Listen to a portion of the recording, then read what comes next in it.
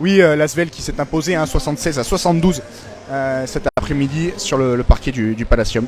L'Asvel qui, malgré l'expulsion très rapide de Marine Johannes à 10e seconde de la seconde période, au tout début de la seconde période, et bien, malgré tout, l'Asvel qui a réussi avec une stat assez incroyable, avec seulement 4 joueuses majeures de plus de 18 ans sur le parquet pour finir ce match.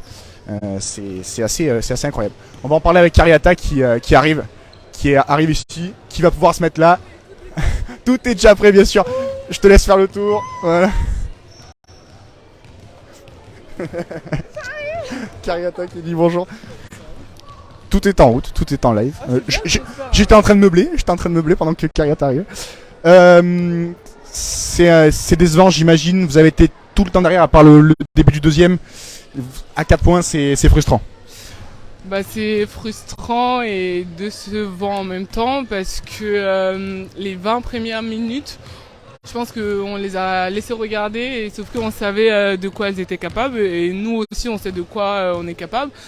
Et sauf qu'au moment où on réagit, bah, c'est à la deuxième mi-temps, on commence à être plus agressif, et sauf qu'on aurait dû rentrer dès le départ du match, leur montrer que voilà, on est chez nous, et on aurait dû pas courir derrière le score tout le temps, et bah, sauf que malheureusement c'est compliqué de revenir à la fin. Ouais. On a l'impression qu'en plus vous auriez pu, dans le 3e et le 4e, il y a le public qui était là, il y a l'expulsion de Marine Johannes très rapidement, après 10 secondes dans la seconde période.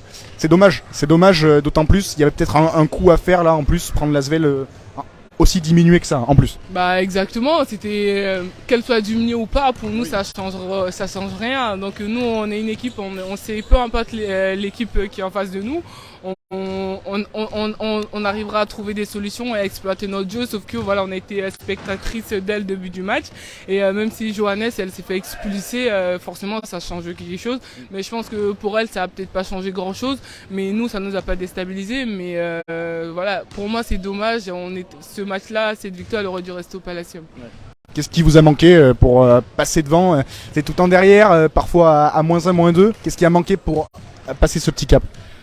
Bah, je pense un peu défensivement, on aurait dû aller 1 contre 1, on aurait dû plus les contenir. Après, nous, forcément, les tirs extérieurs, même si on en a mis quelques-unes, voilà, on n'a pas été beaucoup à droite ce soir.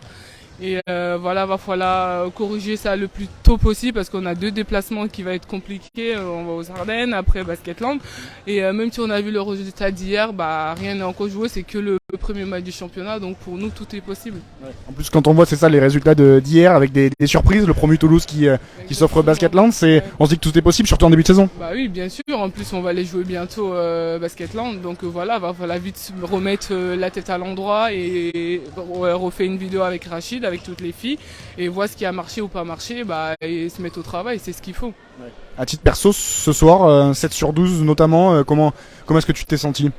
Bah moi je me sens très bien, comme tous les matchs.